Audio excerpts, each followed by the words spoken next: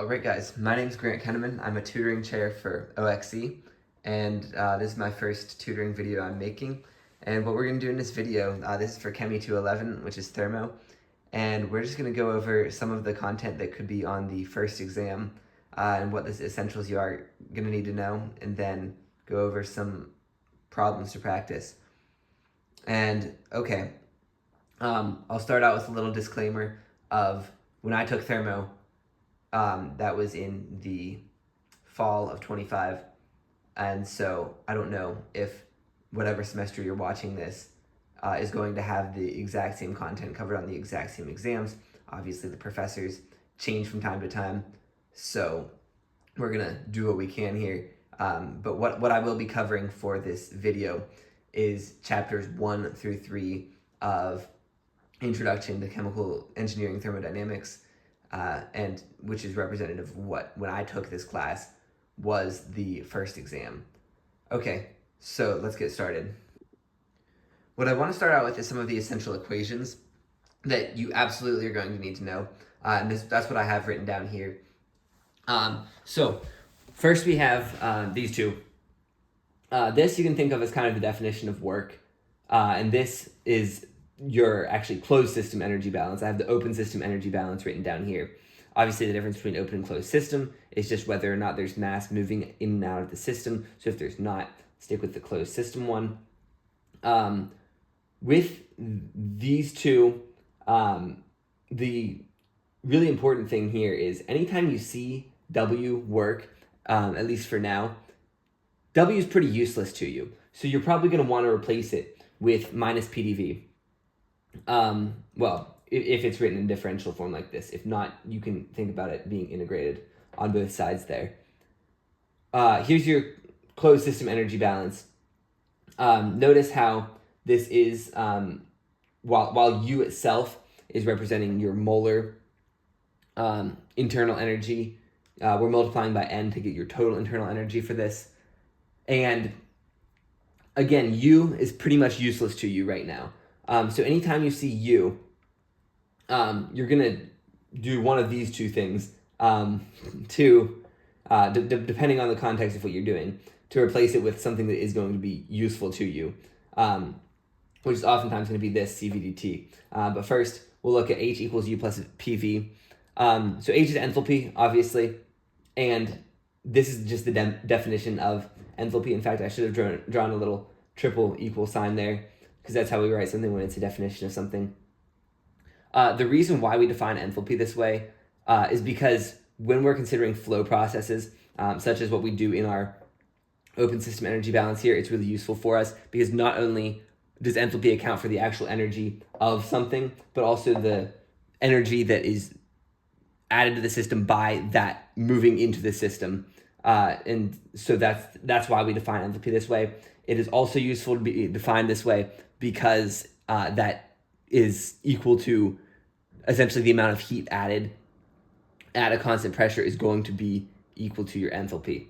So that's why enthalpy, despite being just a defined concept and not really an inherent thing, is something that's useful to us.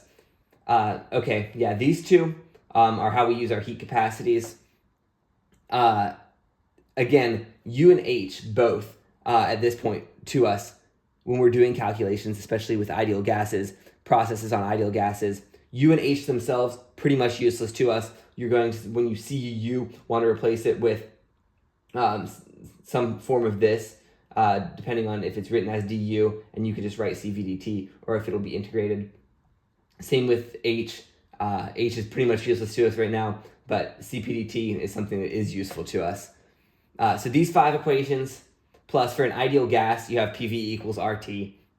Obviously, that only works for an ideal gas. I haven't written these down on this whiteboard right now, but we will get to the equations of state for non-ideal gases. I also added for an ideal gas that UH, CV, and CP are functions of temperature alone. So that means that if a temperature is held constant, then you can reliably know that these are only going to be reliant on temperature, and that's something that may come up in certain problems. I'm not sure if we'll run into an example of that in this video, but we will see. And then here is another good relationship with ideal gases. Cp is equal to Cv plus R. Again, only for ideal gases. That's why I have it all written in this blue ideal color right here. So we have 5 equations here, 6, 7, 8, 9. I would consider these 9 equations to be, other than those other equations of state for non-ideal gases that show up in chapter 3, to be the 9 equations you should always have kind of in the back of your mind for problem solving. As we go through problems, this is going to be what we're using. So our mass balance, pretty self-explanatory. This is your accumulation term of the mass accumulating in the system. This is the mass going in and out through any streams. So if there were not any mass or any difference in mass, rather, going out in and out through different streams, this could be canceled, which means that would be equal to 0. Energy balance, a little bit more complicated. I have an M written here. You could do this all in terms of molar things, and anything M would be instead per, like these would be have to be per mole. Everything would have to be, well, these wouldn't have to be per mole, but your enthalpy itself would have to be per mole. This would have to be moles. There's a lot of things you have to change, but you could do this all by moles instead of mass. But here's your accumulation term of energy. This is what is happening with your streams coming in and out.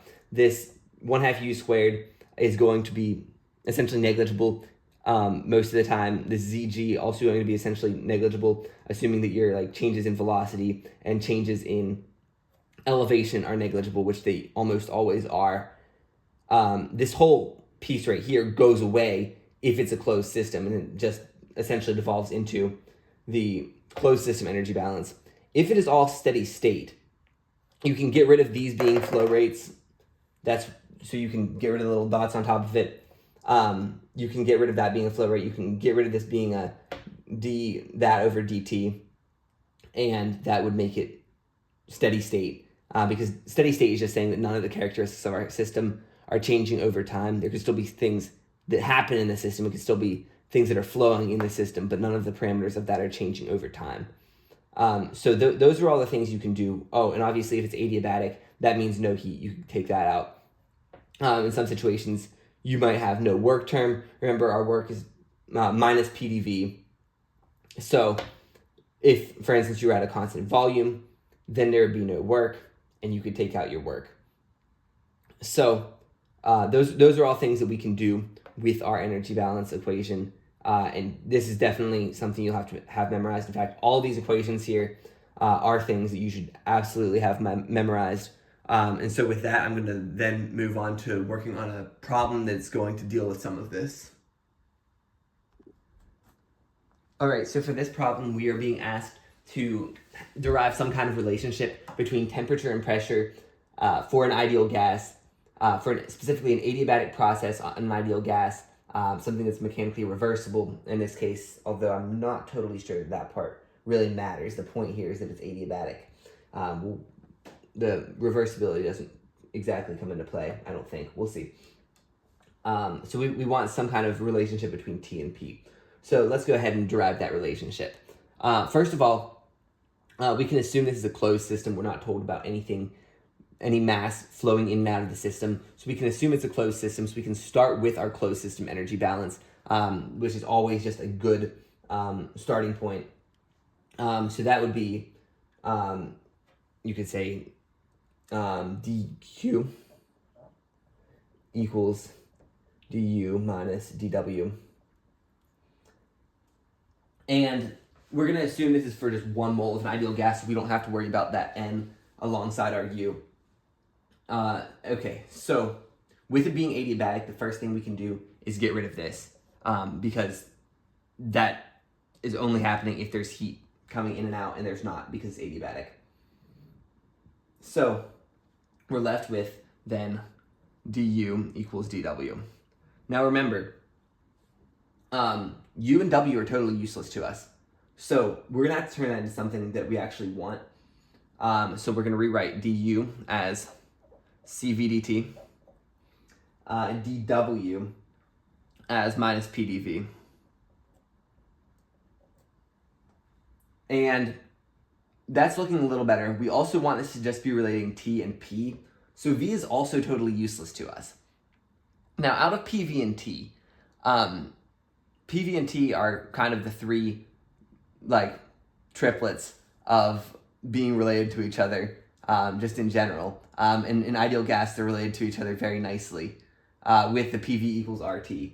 So when we see V and we don't want V, we want just T and P, we can rewrite V as RT over P. So we're gonna go ahead and do that right now. CV dt, we already have that written. CV dt equals, we can say negative P d RT over P. Okay, so we did that step because we didn't want V in there. And now we're gonna have some little bit of calculus to do, just because now that we have this thing that's kind of ugly, we don't like that. So we want it to look nicer, so we can rewrite this CV dt equals, and then we can pull out this r here, that's a constant, so that can come out there, minus p times r. And then for the rest of this, we're gonna have to take the derivative of t over p. And because neither of these is a constant, we are going to have to just use the product rule. So what we get there is 1 over p dt minus t over p squared dp. And then we are going to have to do a little bit of rearranging here. We can actually make a simplification by just canceling a p. So we have a p in the numerator here, and we can take it out of the denominator. That p squared just becomes a p there. So that simplifies a little bit. And what we're left with is CV dt equals minus r dt plus, so minus plus RT over P dP. All right, at this point, the smart thing to do is to collect like terms, so we can move everything with dt rather, over to this side. So we have CV plus R dt equals RT over P dP. All right. Because this is an ideal gas, we can use this equation right here just to rewrite this as Cp dt equals RT over P dP. And then because we have this sort of differential equation here, and we're going to want to integrate both sides to get rid of these differentials, we actually have to separate RT and P, the two different sides of the equation. So we can rewrite this part as Cp over T dt equals R over P dP. And we can integrate both sides of that.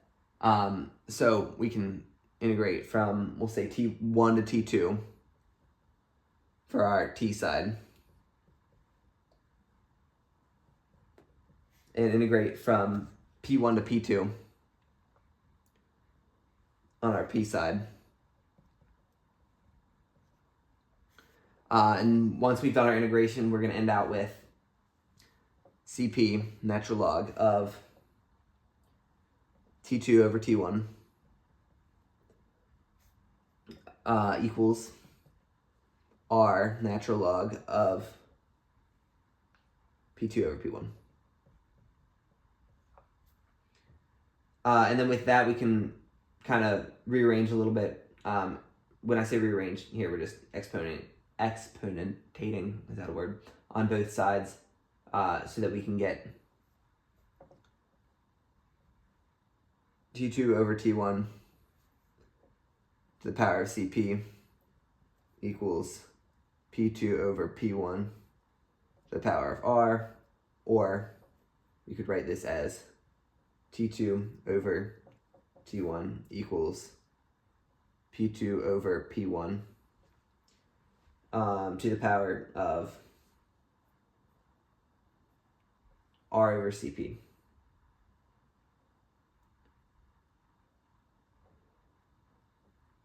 And then if you'll remember, we define this little gamma sign right here as being equal to Cp over Cv. So we can rewrite this R over Cp. Remember, Cp, let me think about this for a second. Why do I have that written there? Anyway, all right, so our gamma is Cp over Cv. And remember, R is equal to, so R over Cp, R is equal to Cp minus Cv.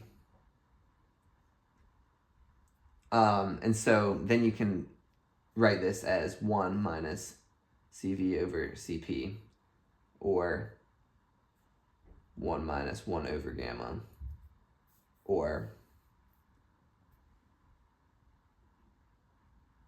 gamma minus 1 over gamma. Hope I did that all right. In any case, you can rewrite this in terms of gamma if you want, if that's what's asked of you. It just depends. Let me check my math on that just to make sure I did that all right. Cp minus Cv over Cp. 1 minus Cv over Cp. That's our 1. Cv over Cp is 1 over gamma. Yeah, that seems right to me. Okay. So you could just replace this piece up here with that, and that will give you that expression that we wanted, relating T and P for an adiabatic process for an ideal gas. So that is something you could be asked on exam 1, at least if exam 1 has the kind of stuff it did before. So now we're going to move on to another more applied example. All right, so this problem is a just more concrete example of a problem you might have pertaining to ideal gas processes. And what we're given here, I drew out the diagram. It's kind of backwards looking, so the gas is moving to the left. But it starts in this compressor, and as it's leaving the compressor, it is at 2 megapascals of pressure and 100 degrees or 120 degrees Celsius. This tank is initially empty, we're told. We want to get the tank to this pressure of 2 megapascals. And what the question's asking us for is the final temperature in the tank. We're given the heat capacity of the gas at constant pressure, and we are given that, that it's adiabatic. All right, so because there is something flowing, something moving in this, we're going to be using our open system energy balance, but first we're going to have to define what the system is. Our system is going to be our tank, just because that is a just easy to define system. So we're going to go ahead and write out our open system energy balance, and we're going to do that in terms of moles, just because that's going to be easier with our heat capacity and everything. Moles are just often easier to work with. So we'll go ahead and write that out there.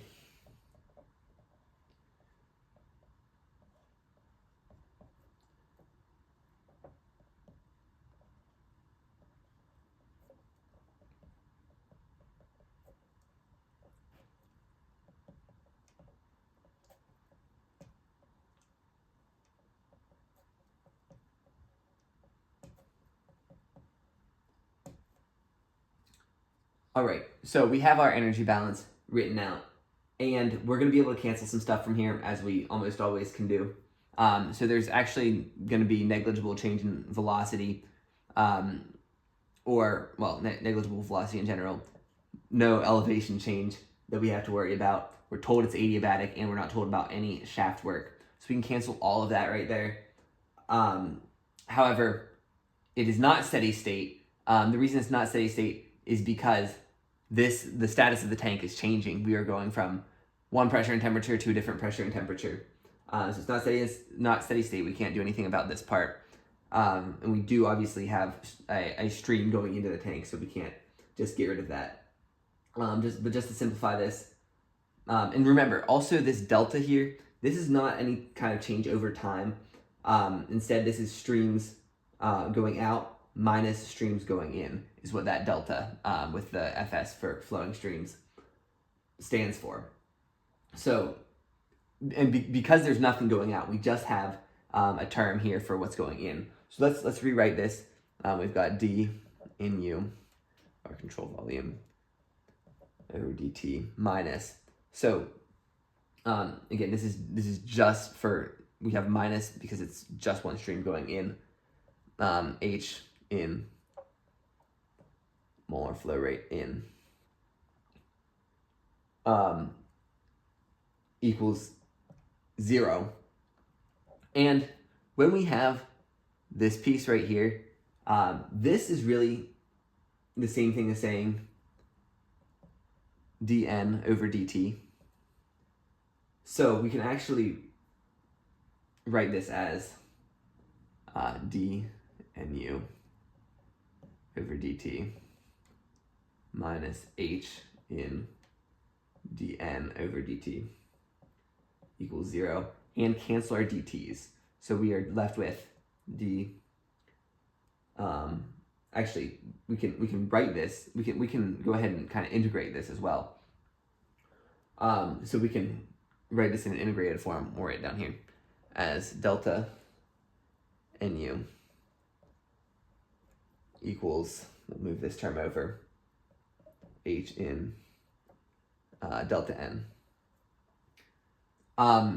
And having these deltas sitting around here is not really going to help us. It's going to be easier to split these into initial and final terms. So we can rewrite this as n final, u final, minus n initial, u initial, equals h in times n final minus n initial. And one thing that we're going to notice here is that n initial is going to end up being 0.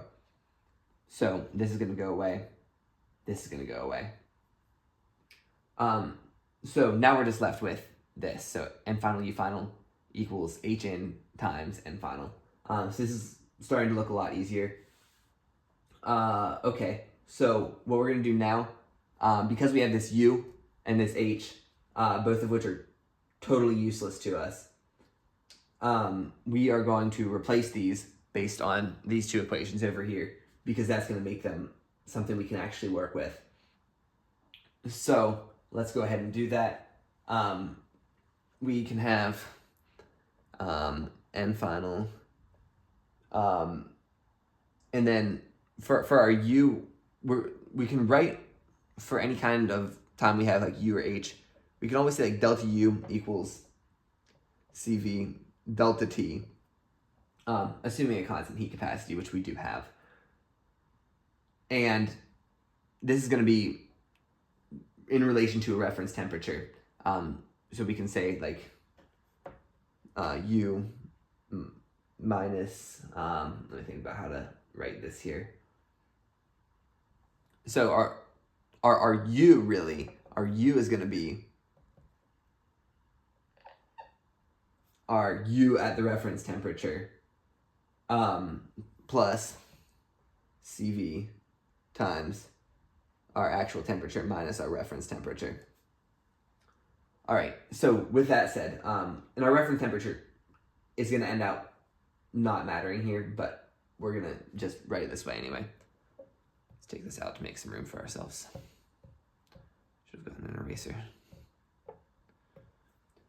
Okay, so with this U, we can say U at our reference temperature plus CV times T minus, we'll say T final just because this is that's what we're looking for there. Because we want U final there minus T reference. And then this N initial is not going to matter because we took that out. It's going to be 0. there's nothing in a tank to start out. Okay, so then we can deal with the other side of this equation. So for our H, that's going to be a matter of doing stuff with CP. So we're going to have that H at a reference temperature. So when I put this little 0, I'm meaning the reference temperature in this case. Plus CP times, and then this is going to be, we're talking about this in subscript, meaning what's flowing in here. So we'll keep that notation over here and say T in minus T reference. And then, actually, this is all still multiplied by that N final also. So we can do that there. But the actual moles are also going to cancel from both sides. Now, the one nice thing about U and H is that there's no inherent point where they're equal to 0. In fact, we have to have a reference temperature for them to be equal to 0. So if we assume that our reference temperature we've chosen here is the same, we just choose the reference temperature here that is the reference temperature where we've set these equal to 0. So we can get rid of this stuff and we can get rid of this just because we are working totally relative to that reference temperature, whatever it may be. We could have set this up however we wanted. In terms of the data that would be in the back of the book, there's a specific state that's set as the reference state. But whatever it is, we end out with, all right, let me just make sure I have this right. Yeah, okay. Yeah, CV TF equals CP times T in, which means that TF is what we're looking for, equals CP over CV, doesn't really look like an equal sign there, times T in. We know our CV is equal to CP minus R, just because of this equation. We are working with an ideal gas. So when we calculate that out, we know our CP given to us here. We know R, of course, and we're given the temperature going in. And so when we run that calculation, we end up getting that this is equal to 549 Kelvin. Make sure you are using a Kelvin temperature for this, even though it's given to you in degrees Celsius. Or if we want to convert this back to Celsius, we can say 276 degrees Celsius, and that's our answer. So when I say that all these equations over here are the essential equations, that really is true because we used a good number of those. And we essentially only used those. We used our energy balance there. We then canceled things from the energy balance. We then were able to do some algebra, but then rewrite our H's and U's according to these. And then we were able to use our CP minus R there. So despite not using all of these, this has served as an adequate menu of equations for solving these kind of problems. And that's why I say that it's very important to have those equations memorized. All right, so what I want to also do is go over these non-ideal gas equations of state. There's not too much conceptually difficult here, just kind of procedural, and just important to remember how to actually go through and do all of this. So first we wanted to find Z. Z is equal to PV over RT, which is 1 for ideal gases, but it's not 1 for non-ideal gases. You can also think of Z as being V over what the volume would be at as an ideal gas. That's going to be helpful to us here in a second.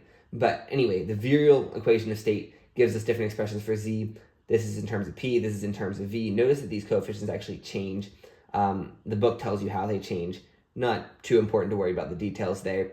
You also have this truncated version, so this, and I should have written for this one, go on forever. You wouldn't really need to worry about all the terms, just the first couple. But this is a truncated version. Z equals 1 plus BP over RT. So that's another thing to know about. So just know about these different versions. Van der Waals is the first of our cubic equations of state. It's cubic because if you rearranged and got stuff out of the denominators, you end up with a V cubed term. And these A and B actually mean something that's kind of important to know about. B is the effective actual volume of the particles. So for an ideal gas, we'd normally assume that the particles have negligible volume. but like if they have non-negligible volume, B represents that, and A represents attractive forces. So you can think A attractive and B like big because the particles are bigger. But A represents attractive forces between particles. And so we have to think about what A and B are both doing to Z. So Z being the actual volume over what would be the ideal volume. When there's attractive forces between particles, that is going to make the actual volume less than what the real, or make, having a high A is going to make the volume less than what the ideal volume would have been. B is going to do the opposite. Because there's less volume available, they're going to want to spread out more.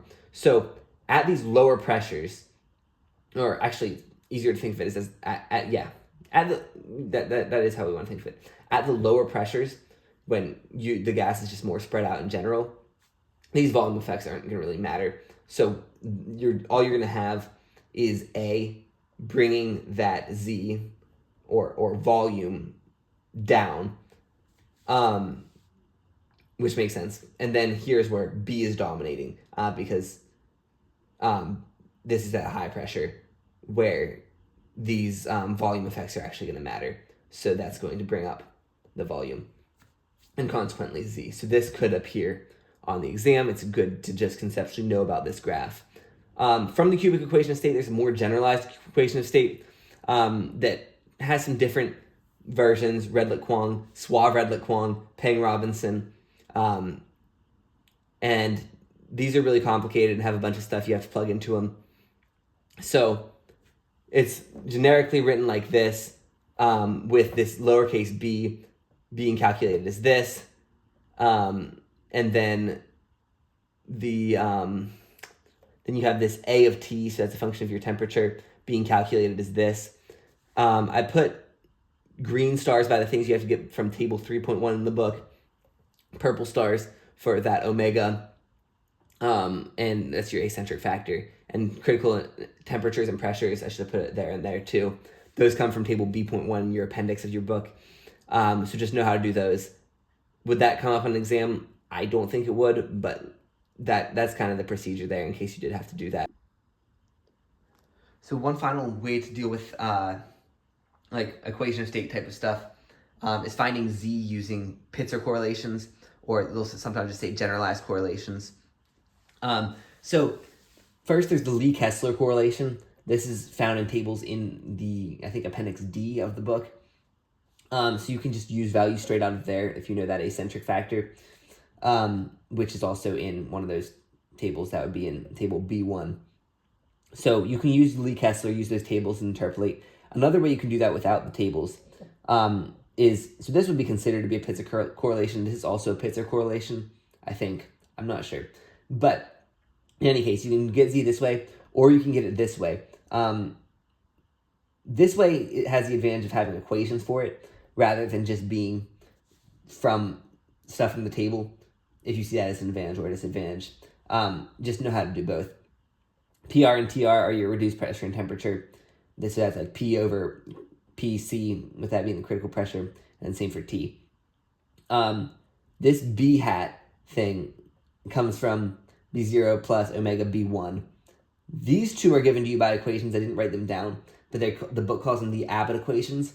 The fun thing about this is Abbott is one of the guys that wrote the book, and it's just like his equations. That's equations 3.61 and 3.62 in the book. So you do that, you can get yourself B, and you can get Z from that. So two ways to get Z there as well. One final other thing to know about, I didn't write it down because there's not much to talk about, but just know it's there, is the Racket equation that works for liquids. So that's all for the equations of state. Just other things to know about for this exam that I'm not going to actually go over just because there's not a lot I have to explain. One is the PT and PV diagrams, know how to draw those, and what is shown on them. It's pretty self-explanatory, but just know how to do it. Another thing is the Gibbs phase rule. That will tell you your degrees of freedom based on like number of phases that are there, and number of components. And know that there's some scenarios that would make impossible if that made the degrees of freedom less than 0. So always keep that in mind. You might have maybe too many different phases to where the Gibbs phase rule gives you a negative degrees of freedom, and that would be impossible. So other than that and everything we've talked about, that covers most of the exam 1 content. So thanks for watching this video, and good luck on your exam.